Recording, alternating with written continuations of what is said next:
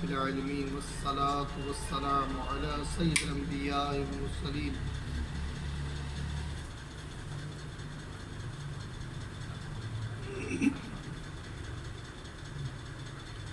بے بسم اللہ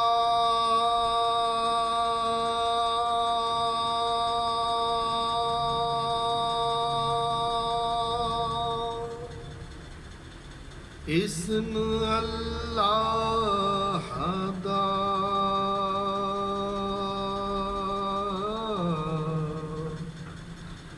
اے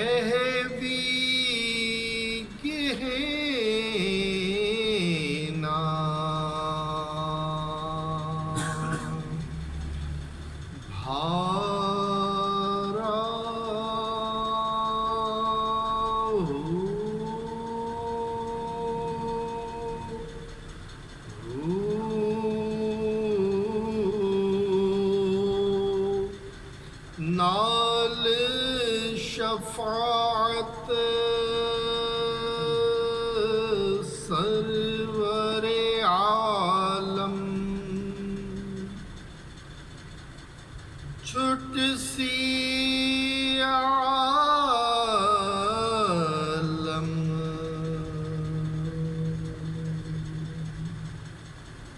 سارا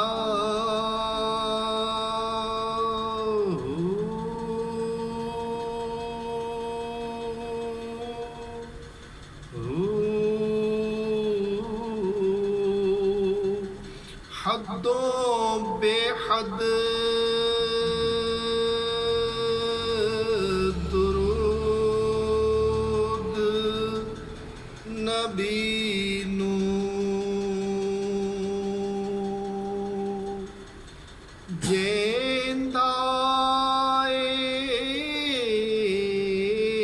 جیندائیڈ پسارا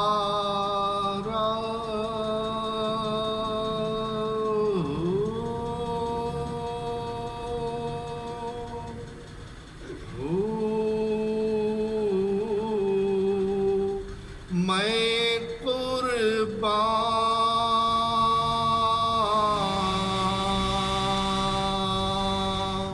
تنہا تم باہو باہو باہو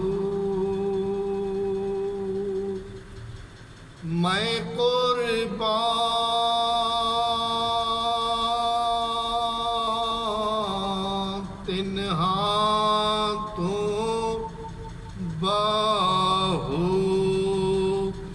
جنہا ملیا نبی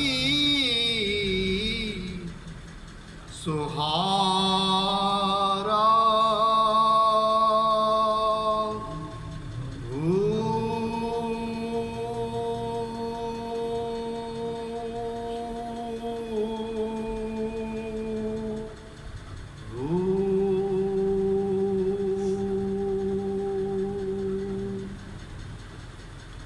الحمدللہ رب العالمین۔ اللہ کا کروڑ شکر احسان کہ اس نے آج ہمیں پھر توفیق دی۔ آج عید کا تیسرا دن تھا اور عام طور پر دنیا کے جو کام ہوتے ہیں وہ بھی لوگ عید کے دوسرے دن نہیں کرتے، لیکن آپ غور کریں اس کی ہم پر کتنی مہربانی ہوئی کہ اس نے آج کے دن بھی ہمیں جمع کی اور اپنے ذکر کی سعادت عطا فرمائی۔ حضرت سلطان العارفین سخی سلطان حق باہو رحمۃ اللہ تعالیٰ علیہ، جیسا کہ میں ہمیشہ کہتا ہوں کہ اولیاء کرام کی جو ابیات ہوتی ہیں، جو گفتگو ہوتی ہے، جو کلام ہوتا ہے، اگر اس کو آپ بغور دیکھیں تو یہ آپ کو قرآن کی شرح نظر آئے۔ جو کلام اللہ کریم نے قرآن مجید میں فرمایا، اسی پیغام کو اپنے انداز میں اولیاء کرام بیان کرتے ہیں۔ کبھی نبیات کا نام دیا جاتا ہے، کبھی کلام کا نام دیا جاتا ہے، کبھی منقبت کا نام دیا جاتا ہے، اور کبھی وہ اس پر کتابیں لکھتے ہیں، لیکن اس میں ہوتا اللہ اور اللہ کے رسول کا ذکر ہی، ان کی تعلیمات، ان کی تابعداری کے سبق اور اللہ کی مرضی اور منشا کیا ہے، وہ کیا چاہتا ہے، وہ ساری باتیں. کبھی آپ نے الف کو دیکھا ہے؟ الف کو یہ ایک ضمناً بات سمجھا. ایک دھاگا لے چھوٹا سا، ایک انگلی کے برابر. اب یہ سوچیں کہ اگر یہ انگلی اکیلی ہو تو آپ کو ایسا لگے گا جیسے یہ الف. ایک دھاگا لٹکا لے. اب یہ خیال جو دل میں آتے ہیں نا، یہ بڑے لطیف ہوتے ہیں. تو ایک مرتبہ میں اس طرح سے ایک دھاگے کو لے کر بیٹھا تھا، کافی سال پرانی بات. تو اس دھاگے کو میں دیکھ رہا تھا، تو دیکھتے دیکھتے دل میں خیال آیا کہ یہ بالکل ایسا نہیں ہے جیسا الف ہے. تب میں نے اس دھاگے کو اس طرح سے پکڑ لیا دونوں کناروں. پہلے اوپر کا کنارہ پکڑا اور لٹکا دیا، تو مجھے ایسا احساس ہوا جیسے الف.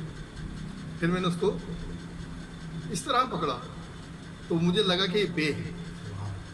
تو میں یہیں آفس میں بیٹھا ہوتا تھا، تو میں نے اس کو ٹیبل پہ رکھ دیا. اب میں نے اسے گھمانا شروع کیا تو وہ جیم بن گیا. پھر میں نے گھمایا تو وہ دال بن گیا. اسی میں ہے تھا، اسی میں خے تھا، اسی میں طا تھا، اسی میں ذا تھا، اسی میں سواد تھا، اسی میں دوات تھا. اور چھوٹی یہ تک میں تمام حرف ایک ایک حرف بناتا گیا، تمام چھپے ہوئے تھے اسی الف کے اندر. تو سخی سلطان اقبال فرما رہے ہیں کہ یہ جو بے ہے نا، یہ بھی در حقیقت الف ہی ہے.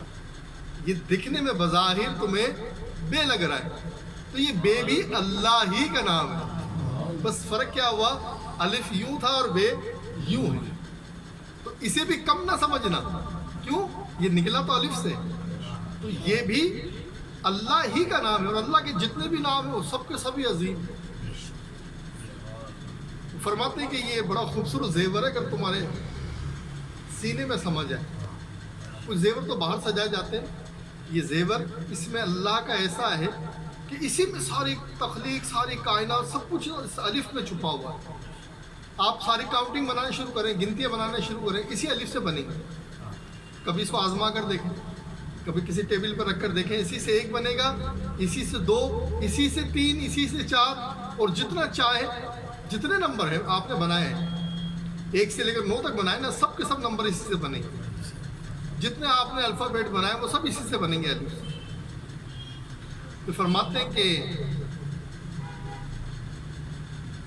نجات کی جو کنجی ہے وہ یہ ہے کہ انسان کامل ہمارے آقا اور مولا علیہ الصلوۃ والسلام کے دامن کرم سے لپٹ جاؤ، تو یہ کامیابی کی کنجی ہے.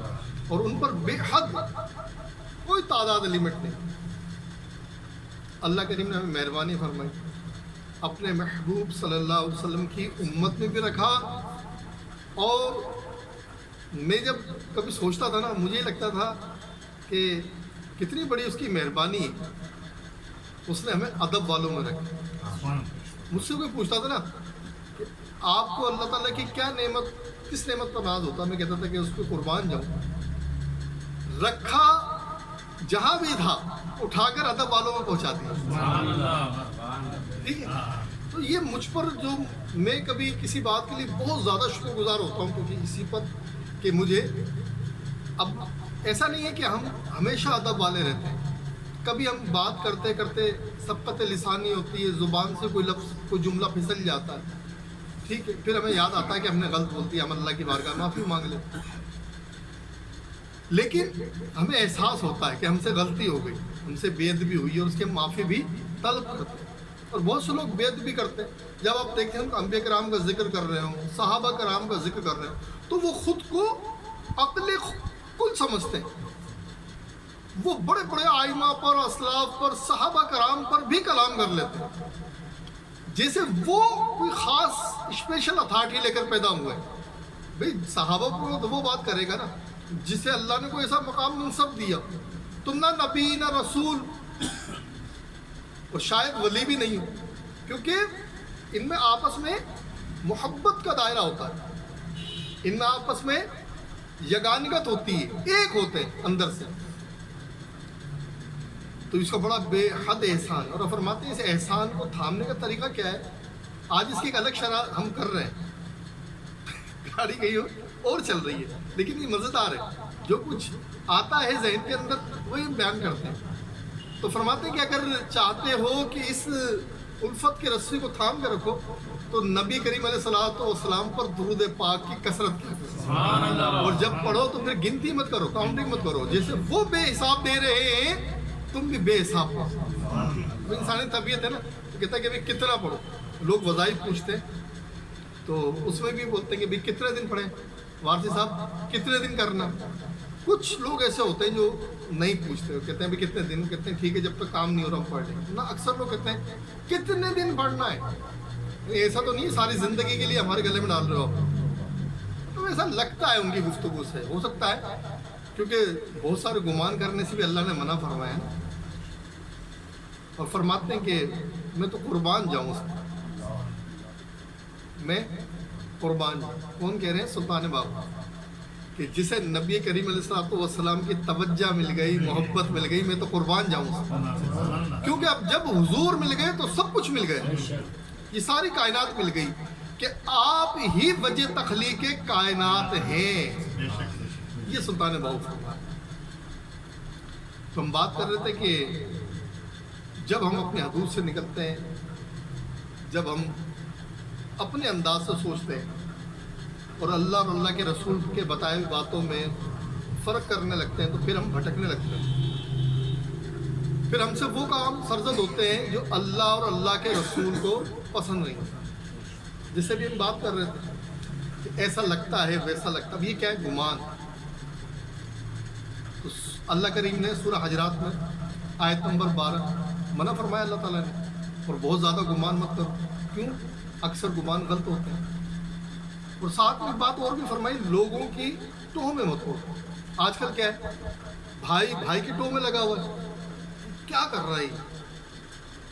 پڑوسی پڑوسی کی ٹوہ میں لگا ہوا ہے، میاں بیوی کی اور بیوی میاں کی ٹوہ میں لگی ہوئی، حالانکہ سرات سے قرآن میں اس کا حکم ہے کہ نہیں کرو، لا تجسسو۔ اچھا، جب ابتدا میں ہمیں شوق تھا کہ وہ لوگ آیا کرتے تھے استخارے کرواتے تھے، تو کیا ہوتا کہ لوگ ایک سوال کرتے، ہم 8 سوالوں کا جواب نکالنا، شوق کے اندر لوگ ایک سوال کرتے کہ مارسی صاحب یہ ایک کیوں ہوا، تو ہم تو پھر سارے نکال کے لاتے کہ بھی کہاں سے ہوا، کیسے ہوا، کس نے کیا، کیا ہوا، اور اس میں کبھی کبھی بڑی عجیب و غریب باتیں بھی سامنے آ جاتی، پھر ہمیں بھی اس میں ندامت بھی ہوتی کبھی کہ یار کیوں کر رہے ہیں، لیکن لوگوں کی ڈیمانڈ تو یہ ہوتی ہے۔ الحمدللہ میں کبھی ان چکروں میں نہیں پڑا، چاہے وہ میرے کوئی کتنا ہی قریب ہو، اس نے پوچھا جب بھی، لیکن یہ کہ مجھے معلوم ہوتا تھا کہ پیچھے بیک گراؤنڈ میں کہانی کیا ہوئی۔ تو ایک مرتبہ ایک واقعہ ہوا، وہ پھر مجھے بڑی اس کی تکلیف ہوئی کہ خاتون نے بڑی ایجڈ عمر کی تھی، 60-65 سال کی، تو انہوں نے وہ پوچھا کہ میرے شوہر کے ساتھ بڑا مسئلہ ہے۔ اچھا، جب میں نے چیک کیا تو مجھے معلوم ہوا کہ وہ خاتون خود ہی کسی خاتون کے پاس گئی اور کچھ کروا کے آ گئی ہیں، تو وہ حد تک تو میں چھپ رہا، جب وہ بار بار کہنا بیڑا غرق ہو، اس کا بیڑا غرق ہو، تو پھر مجھے تھوڑا غصہ سا آ گیا، اور وہ جب مجھے دروازے قریب چھوڑنے آئی کہ بیٹا بتاؤ تو صحیح کون کم وقت ہمارے پیچھے لگا ہوا، میں نے کہا اماں جی کرایا بھی تم نے خود اور خود کو بددعائی بھی دے رہی ہو، یعنی بیٹا میں نے کیوں اپنے شور پہ کرواؤں، میں نے کہا آپ فلاں خاتون کے پاس گئی نہیں تو آپ نے یہ کام کروایا تھا وہاں، کہنے لگے میں گئی تو تھی لیکن میں نے تو اس لیے کہ یہ بہت تھوڑا طبیعت میں نے ان کی سختی بہت تھی، غصہ بہت تھا، تو میں تو صرف غصے کے رفع کے لیے گئی، تو میں نے کہا اس کی تو زبان ہی بند ہو گئی بیچارے کی، تم نے تو تھوڑی سی فرمائش کی تھی، باقی اس نے محبت میں باقی کام اتار دیا، لیکن آپ یقین کریں کافی دل اس بات کی وجہ سے کافی دل پہ وزن رہا کہ نہ مجھے یہ بات معلوم ہوتی، نہ میں اس پر اظہار کرتا، نہ بیچاری وہ بڑھیا میرے آگے شرمندہ ہو۔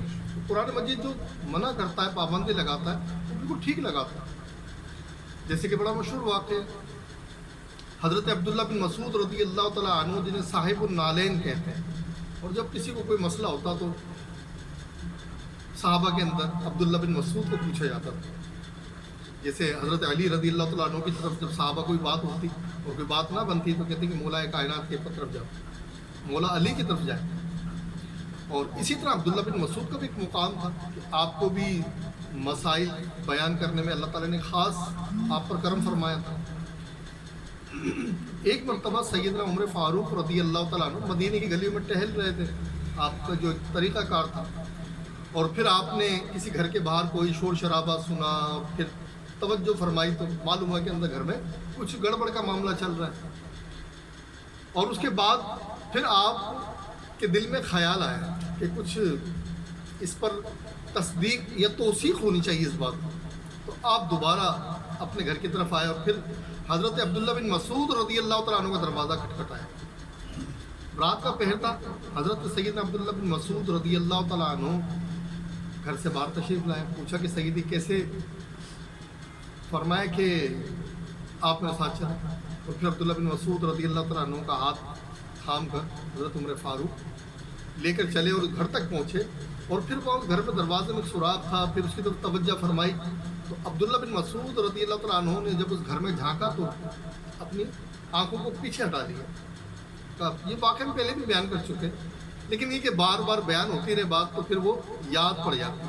مجھے تو بہرحال یہ واقعہ اتنا خوبصورت لگا کہ کچھ واقعہ جو ذہن میں چھپک کر رہ جاتے ہیں ان میں سے ایک ہی ہے. لہٰذا حضرت عمر فاروق رضی اللہ تعالیٰ عنہ نے استفسار کیا کہ یہ جو لوگ کر رہے ہیں جرم یہاں پر, اور وہ چاہے وہ جو بھی جرم تھا لیکن وہ قابل تعزیر تھا, اس پر سزا بنتی تھی. تو حضرت عبداللہ بن مسعود نے کہا کہ آپ تو خود صاحب علم ہے, مجھ سے کیوں پوچھ رہے ہیں؟ آپ کو جو ان پر حد لگانی لگا دیں, مجھے گھر سے اٹھانے کا مطلب.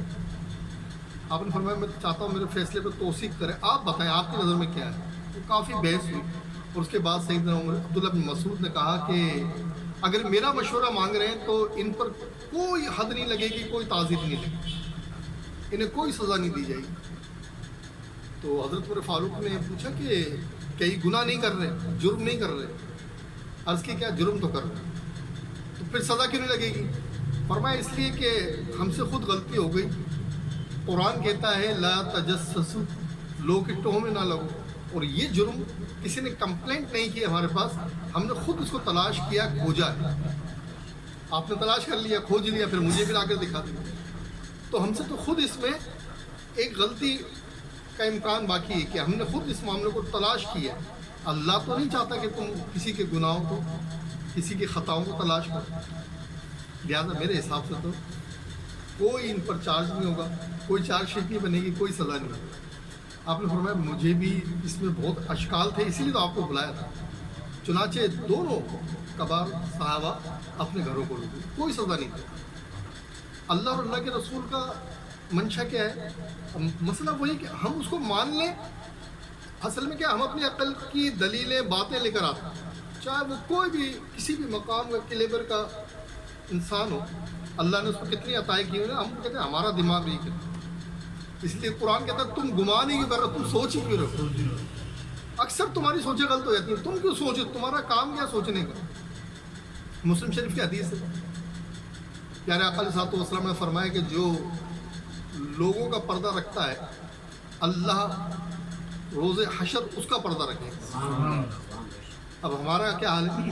ہمارا حال یہ کہ کسی کا کچھ پتہ چل جائے ہمیں تاکہ لوگوں میں اس کو ڈسکس کریں. اکثر لوگوں کا حال یہی تجسس ہوتی, یعنی کیا بات کر رہے ہیں, اس نے تم سے میرے متعلق کیا کہا, وہ گھر پہ جو گئے ہیں یہ بندے یہ بندیاں تو یہ کیوں گئے, مطلب وہ شوق تجسس.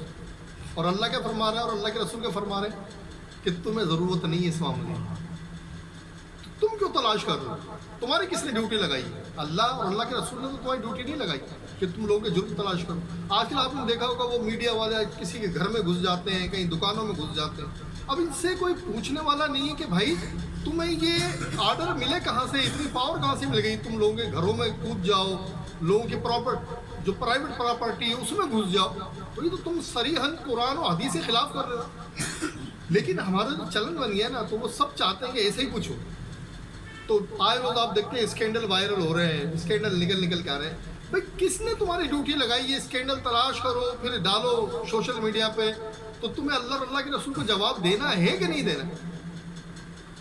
اب اس کی فضیلت کیا ہے؟ ایک تو وہ میں نے بتائی کہ حدیث سے پاک کہ تم کسی کے عیب چھپاؤ. اب یہ سب پر ہے, بھائی بھائی کا عیب چھپائے, دوست کے عیب چھپائے, اور میاں بیوی کے اندر کوئی بری بات دیکھے تو اس کو چھپائے, شوہر بیوی میں دیکھے تو اس کو چھپائے. ہر طرح سے اس کو کور کرنے کا حکم ہے, اشتہار بنانے کا حکم نہیں ہے. حضرت بندہ نواز گیسو دراز رحمۃ اللہ تعالی علیہ، آپ خلیفہ ہیں حضرت پیر نصیر چراغ دہلوی کے، اور حضرت پیر نصیر چراغ دہلوی خلیفہ ہیں حضرت نظام الدین اولیاء کے۔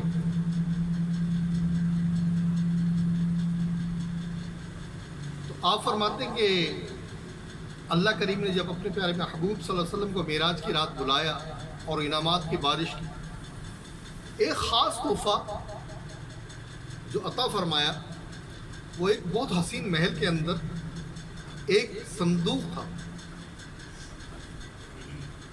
اس صندوق کے جانب نبی کریم صلی اللہ علیہ وسلم کا دل متوجہ ہوا اور آپ نے جبریل سے پوچھا کہ مجھے یہ محل دکھاؤ۔ جبریل صلی اللہ علیہ وسلم نے اللہ کی مرضی سے اس محل کو کسی اسم اعظم سے کھولا، اس کے تالوں کو کھولا، محل بہت حسین تھا۔ تو حضور نے فرمایا کہ اس میں دیکھو کیا ہے، تو پورا ایک بہت خوبصورت محل، اور محل کے بیچ میں حضرت بندہ نواز گیسو دراز فرماتے ہیں کہ ایک تخت، اور اس تخت پر ایک خوبصورت صندوق جس پر ہیرے موتی جڑے ہوئے۔ تو پیارے آقا علیہ الصلوۃ والسلام نے حکم دیا جبریل امین علیہ السلام کو کہ اس کو کھولو۔ آپ نے اجازت حاصل کی اور اس کے بعد اس صندوق کو کھولا، اور اس صندوق میں پھر ایک اور صندوق نکلا، اور پھر جب اس صندوق کو کھولا تو اس میں ایک اور صندوق، اس طرح کئی صندوقوں کے اندر تھا۔ بتانا یہ تھا کہ یہ کتنی اہم چیز ہے۔ بھئی آپ کی کوئی اہم چیز ہوتی ہے اسی کو صندوق در صندوق کرتے ہیں نا۔ اگر کوئی کیش ہوتا ہے تو کیا کرتے ہیں آپ، گھر کے کاغذات ہوں، پراپرٹی کاغذات ہوں، تو ایک الماری، اس میں بھی کوئی چور دراز، پھر جتنا ہو سکتا ہے آپ کو، پہلے تو کمرہ ہونا چاہیے سین نہ ہو، پھر اس میں الماری ہو، پھر اس میں چور دراز ہو، یعنی کتنے اہتمام کرتے ہیں، کیوں؟ چیز خاص ہے۔ اور بہت سی کاپی کتابیں ہمارے بچوں کی سینوں میں پڑھی ہوتی ہے، دالانوں میں پڑھی ہوتی ہے، ہر جگہ پڑھی ہوتی ہے، کس لیے کہ ہمیں ان کا ڈر نہیں ہوتا کہ چوری ہو جائے گی۔ تو یہ قیاس اس پر نہیں ہے، قیاس اس کی اہمیت پر ہے کہ اتنی اہم دستاویز ہے یا اتنی اہم چیز ہے، اتنا اہم تحفہ ہے کہ وہ صندوق در صندوق کے اندر موجود ہے۔ فرماتے ہیں بہرحال جب آخری صندوق کھلا اس میں سے ایک خرقہ برآمد ہوا۔ یہ تحفہ تھا اللہ عز و جل کا اپنے محبوب صلی اللہ علیہ وسلم کے لیے۔ بے شمار تحفے عطا کیے گئے، بے شمار۔ یہ نماز کا تحفہ عطا ہوا ہمیں، کیوں؟ اللہ کے محبوب نے عرض کی کہ میری امت کو دیدار کس طرح ہوگا، میری امت محروم نہ رہے، اس لیے اللہ کی بارگاہ میں عرض کیا گیا کہ میرے رب عز و جل میری امت کو کیسے دیدار ہوگا، میں نے تو دیدار کر لیا، میری امت کو دیدار کیسے حاصل ہوگا؟ اس کے لیے نماز عطا کی گئی کہ نماز پڑھیں گے، اس نماز کے ذریعے میرا دیدار کر سکتے ہیں۔ تو ہمیں تو وہ نماز بھی آج کل اب امت پہ بڑی، ان کو لگتا ہے 5 وقت کی نماز بھی بہت بھاری ہے، تو یہ تھا کس لیے؟ دیدار کے لیے۔ اسی طرح تیسرا کلمہ جو ہے وہ جنت کے خزانوں میں سے دیا گیا، کہا کہ چابی ہے ہر کام کی، جو مشکل ہو اس کے لیے پڑھو وہ مشکل حل ہو جاتی ہے۔ اور الحمدللہ بے شمار لوگوں کو میں نے بتایا کہ یہ ہر مشکل کی چابی ہے تیسرا کلمہ، جس مشکل کے لیے پڑھو گے وہ مشکل تمہاری حل ہو جائے گی انشاءاللہ۔ جنت میں خزانے کے طور پر رکھی تھی اور خاص حضور علیہ الصلوۃ والسلام کو عطا کی گئی۔ 1,24,000 کم و بیش انبیاء، لاکھوں ان کے اولیاء، ان کے اصحاب، پھر حضور سید عالم علیہ الصلوۃ والسلام کے لیے وہ تحفہ خاص تھا۔ یہ آپ کے لیے، آپ کی امت کے لیے ایک خاص تحفہ ہے، ایک ایسا وظیفہ ہے کہ جب وہ زبان پہ آئے گا تو وہ مشکل کام آپ کے حل ہو جائیں گے۔ تیسرا کلمہ۔ اور ایک یہ خاص تحفوں میں کیا کیا گیا کہ جبہ مبارک عطا کیا گیا۔ حضور علیہ الصلوۃ والسلام نے اللہ کریم کی بارگاہ میں عرض کیا کہ مولا میری امت کا اس میں حصہ، اور دیکھیں خاص حضور علیہ الصلوۃ والسلام کے لیے، لیکن میری امت کا تحفہ۔ اللہ کریم نے فرمایا کہ ایک سوال ہے، اس کا جو جواب دے، اس جواب دینے والے کو یہ تحفہ آپ دے سکتے، مطلب شرط لاگو کر دی اس کے اندر۔ تو حضرت بندہ نواز کے فرماتے ہیں کہ پھر حضور نے اپنے اصحاب کو بلایا اور ان سے وہ سوال پیش کیا، اور سوال کیا تھا؟ اگر میں ایک جبہ تمہیں دوں تو تم اس کے بدلے میں کیا کرو؟ بس یہ سوال رکھیں، اور جواب یہ ہے، جس کا جواب اس جواب سے مل جائے اسے یہ جبہ دے دیا جائے، یا آپ اسے دے سکتے ہیں۔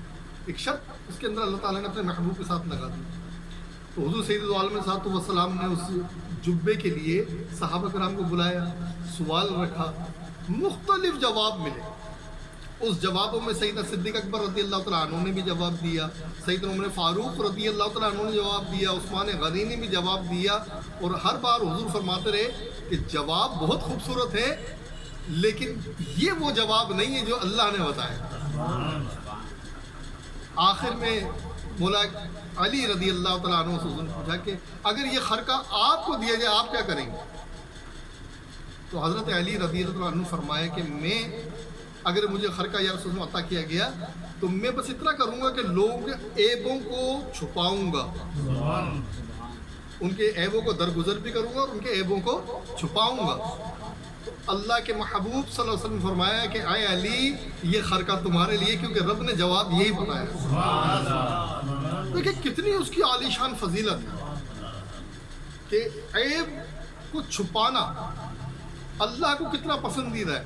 اب اس کا الٹ دیکھ لیں, جو عیبوں کھولتا ہوگا تو اللہ کے یہاں پر کتنا معطوب ہوگا وہ انسان.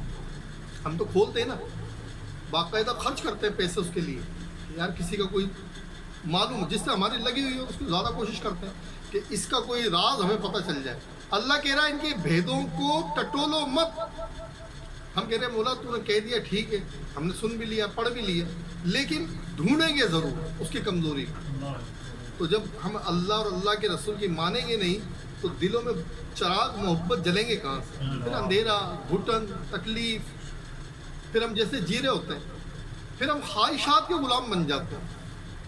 یہ خواہشات جو ہے نا یہ ہمارے آقا بن جاتے ہیں, یہ خواہشیں میں جکڑ لیتی ہیں خواہش.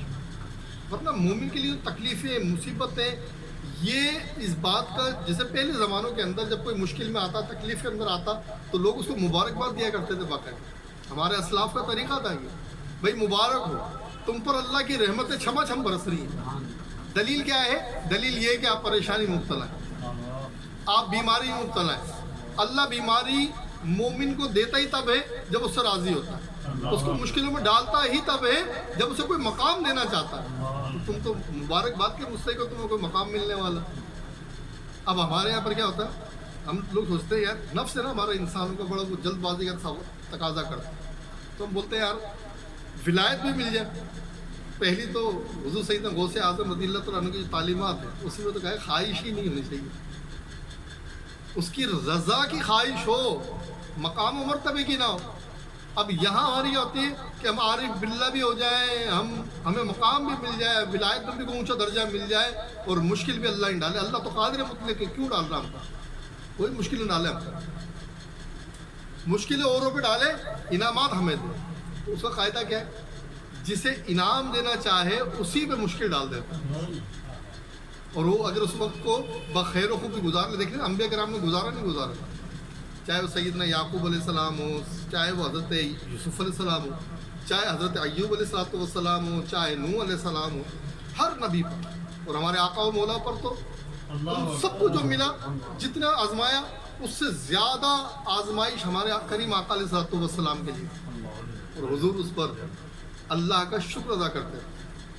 اور جو فقیر ہوتے ہیں نا, ان میں جو فقیر حقیقت میں جو فقیر ہوتے ہیں ان کا کیا کمال ہوتا ہے کہ وہ صرف انعامات پر شکر ادا نہیں کرتے, بلکہ جب اس طرح کے معاملات ہوتے ہیں, سختی والے معاملات آتے ہیں نا, کہ بادشاہ نے پکڑ لیا, حکومت نے گرفت میں لے لیا, لوگوں نے بازار کے اندر رسوا کرنے کی کوشش کی, کسی نے تہمت لگا دی, وہ اس میں بھی اللہ کا شکر ادا کرتے ہیں کہ مولا تو نے یاد رکھا ہوا ہے, تو راضی ہے تب تو یہ مشکل دی ہے.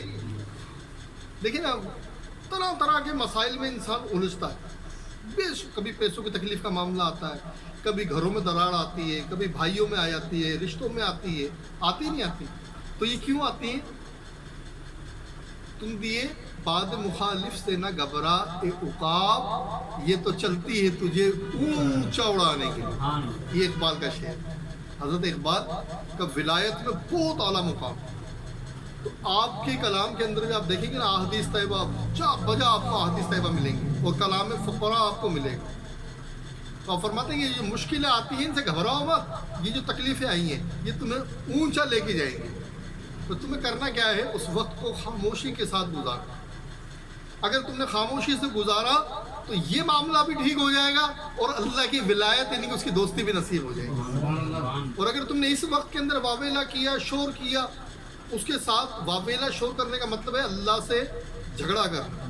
تو جب تم اس سے جھگڑا کرو گے اور پھر کہو گے کہ ولایت مل جائے, یعنی کہ اس کی قربت مل جائے, اس کا وصال مل جائے, اس کا دید حاصل ہو جائے, تو کیسے حاصل ہو؟ تو وہ جس حال میں رکھے اس حال میں راضی ہو جائے. جو اس کی ڈیمانڈ ہے, جو اس کی چاہت ہے, جو اس کا اسکرپٹ ہے, اس کے مطابق ہم کام کر لیں. جو حضور صلی اللہ علیہ وسلم کی تعلیمات ہے اس کے مطابق چل لیں, تو زندگی میں مشکل نہ ہو. اگر بالکل نہ ہو مشکل. آج دوپہر میں میرے بڑے بھائی کی دعوت تھی, وہاں کسی نے ایک سوال کیا تھا, اور سوال کچھ اس طرح کا تھا کہ اگر انسان کے پاس, میرے کزن ہے, فرسٹ کزن ہے, اور میرے بہنوئی بھی ہیں, تو وہ کراچی سے تشریف لائے ہوئے تھے, تو بات مجھ سے ہو رہی تھی.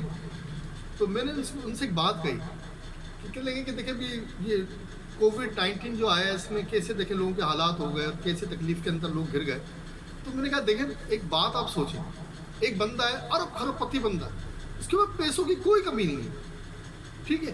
اب اس کے پاس پیسوں کی تو کمی کوئی ہے نہیں, تو اس کو کوئی ایک فون لینا ہو, جیسے کہ ہم مثال لے لیتے ہیں آئی فون 12 میرے خیال میں نیا شاید لیٹسٹ ہے, تو آئی فون 12 چاہیے اس کو جب جب دل چاہے گا مجھے آئی فون 12 لینا ہے یا کسی کو دینا ہے, وہ پیسے دے گا صرف کہ یہ لے جی 2.5 لاکھ روپے فون لیا ہے, 1 لیا ہے, 4 لیا ہے. میں نے کہا ایک بات بتائیں بھائی صاحب, کیا اس کے چہرے پہ آپ کو خوشی نظر آتی ہے خریدتے وقت؟ کہنے لگے نہیں, اس کے لیے تو نارمل سی بات ہے. تو میں نے کہا خوشی تو چھن گئی نا, پیسہ تو آ گیا. جو ایکسائٹمنٹ ہوتی ہے, دیکھیں نا غریب آدمی جمع کرتا ہے, وہ چاہے 20,000 روپے کا موبائل لے, جب وہ اس کو نعمت ملتی ہے تو آپ دیکھیں کتنی دیر تک اس کے چہرے پر خوشی رہتی ہے. جب آپ کو نعمت ملتی ہے, آپ اسٹرگل کرتے ہیں بھاگ دوڑ کر کے, پھر وہ نعمت آپ کے ہاتھ میں آتی ہے, وہ پائیدار وہ بھی نہیں ہوتی. ایسا نہیں ہوتا کہ وہ نعمت مل گئی تو آپ ہمیشہ خوش رہو گے, نہیں, آپ کا دل بھی بھر جائے گا. لیکن وہ جو ارب خرب پتی بندہ ہے, اس کو تو ایک لمحے کی بھی ایکسائٹمنٹ نہیں ہوئی. اس کی زندگی کیا ہے, اس کی زندگی کو آپ ملا رہے ہیں اپنے ساتھ, آپ ناپ کر دیکھ رہے ہیں. یار اس بندے کا لائف اسٹائل دیکھو, او بھائی وہ تو خسارے میں. تمہیں تو چھوٹی چھوٹی ایکسائٹمنٹ ملتی نا, اگر تمہیں کہیں سے کوئی پیزا ہی گفٹ کر دے تو میں نے خوش ہو جانا. ہوتا نہیں ہوتا. ابھی ہم گھر میں بیٹھے ہوئے سکون سے, اور کسی نے کوئی اچھا سا ہماری من پسند کھانا بھیج دیا, کوئی جوڑا بھیج دیا, کوئی زیور بھیج دیا, تو ہم نے تو خوش ہو جانا نا. یار اتنی مہنگی چیز, چاہے وہ 500 روپے کی ہو, اور جس بندے کے پاس پیسوں کی کمی نہ ہو, اس کو آپ 1 کروڑ روپے کا تحفہ دے دیں, اس نے خوش ہونا ہے؟ وہ لگا تو پہلے اربوں روپے میرے پاس. ایکسائٹمنٹ, خوشی کس کے ساتھ ہے؟ اس کے ساتھ ہے جو غریب ہے, ارب خرید پتے کے ساتھ نہیں ہے. وہ تو ایک یوں سمجھ لیں کہ احساسات سے عاری انسان ہے, جس کے روبوٹ نہیں ہوتا ہے, وہ اس طرح بن جاتا ہے. کوئی بھی چیز لینی ہے, دینی ہے, اس کو پتہ ہے یہ تو میرے لیے کوئی مسئلہ نہیں ہے, اس نے پیسے دینے آ جائے گی. خوشی اس کے چہرے پر نہیں نظر آئی. خوشی دیکھنی نا, کسی کو ایک جوڑا لے کر کوئی کھلونا لے, 100 روپے کا 150 روپے کا بازار سے کھلونا لے لیں, بازار سے نہیں لیں, مجھ سے لے لیں, میرے پاس بھی ہوتے ہیں. ایک کھلونا لیں اور اس کھلونے کو لے آ کر کسی گلی میں کھیلتے ہوئے بچے کو نا لے آ کر دیں, اور پھر دیکھیں خوشی ہوتی کس چڑیا کا نام ہے. خوشی کس چڑیا کا نام ہے دیکھیں آپ, وہ ناچے گا پورے محلے میں. کیوں ناچے گا وہ؟ اس لیے کہ اس کے پاس وہ نعمت نہیں, اس کے لیے بہت بڑی نعمت ہے. تو یہ اللہ کا احسان ہے کہ وہ ہمیں تکلیف میں مصیبتوں میں ڈالتا ہے, اور پھر جب ہم مصیبت سے نکلتے ہیں تو ہمارے لیے خوشی کا, ہمارے لیے عید کا سامان ہو جاتا ہے. ٹھیک ہے, تو یہ عید کا سامان ہونا خوشی ہے کہ نہیں ہے؟ سال میں کی عید آتی ہے, 2 عید آتی ہیں, تو خوشی ہے کہ نہیں ہے؟ اگر زندگی اسی روانی بہ رہی ہو تو بندے کو کیا ایکسائٹمنٹ ہوگی؟ یہ جتنی بھی معاملات ہوتے ہیں اس میں ہمیں جو خوشیاں ملتی ہیں, یہ اس پر اللہ کا شکر ادا کرنا چاہیے. جب ہم شکر ادا نہیں کرتے نا, ہم شکوہ کرتے ہیں نا, پھر اللہ تعالیٰ ہمارے دلوں کو کیا کر دیتا ہے؟ غموں سے بھر دیتا ہے. اب نکلنے کا بھی ایک ہی راستہ ہے, اور کوئی فلسفہ نہیں ہے, کوئی راکٹ سائنس نہیں ہے. اس کا شکر ادا کرنا شروع کر دیں. کہے مولا میں ناشکرہ تھا, میں ناشکرہ ہوں, میں نے ناشکری کی, مجھے معاف کر. اے اللہ مجھ سے ناشکری ہوئی, مجھے معاف کر. یہ میں اتنی آپ کی توجہ دلاتا ہوں نا, بار بار آپ آتے ہیں. بہت سے لوگوں کو تو لگتا ہوگا یار یہ بندہ پاگل ہے کہ جب دیکھو شکر پر موضوع پر ہی ہر بات کو گھما پھرا کر شکر کے موضوع پہ لے آتا. میں کہتا ہوں شکر نہیں کرے گا تو جتنی بھی چاہے نعمتیں کما لے, جتنی اڑان بھر لے, آ کے نیچے گر جائے گا. یہ بہت اہم جز ہے. اگر اس کو فالو نہیں کریں گے تو پھر جتنی کمائی کرنی ہے آپ کر لیں, آپ نے آ کے زمین پہ ہی گرنا. اور چاہ رہے ہیں کہ آپ کی پرواز کی پتنگ جو ہے نا اڑتی رہے اڑتی رہے اڑتی رہے، اور وصال اور دید کی نعمتیں ملتی رہے، بس ایک ہی کام، کوئی دوسرا کام بھی نہیں کرے. یا اللہ دیا جو بھی شکریہ، یہ چوٹ دی اس پر بھی شکریہ، یہ خوشی دی اس پر بھی شکریہ، یہ مصیبت دی اس پر بھی شکریہ، یہ بخار دی اس پر بھی شکریہ. یار زبان گھس رہی تمہارے جانے سے، میری زبان تو نہیں ٹوٹ کے گر جائے گی اگر میں تکلیف کے اوپر بھی اس کا شکر ادا کر دوں گا، کیا ہوگا؟ لیکن دل میں خوشی کا احساس پیدا ہو، اور وہ احساس میں نے دیکھا کہ کیسا احساس ہوتا ہے. پھر نعمت دل پہ جو اترتی ہیں، جو خیالات، جو واردات قلب بھی ہوتی ہے، وہ ساری نعمت دیکھتی ہے. اللہ تعالیٰ کی بارگاہ میں دعا کہ اللہ تعالیٰ ہمیں شکر گزار بھی بنائے، اور معاف کرنے والا بھی بنائے، درگزر کرنے والا بھی بنائے، اور تکلیف کے وقت میں ثابت قدم رہنے والا بھی بنائے. آمین آمین آمین بجاہ نبی الامین وصلی اللہ تعالیٰ علیہ وبارک وسلم.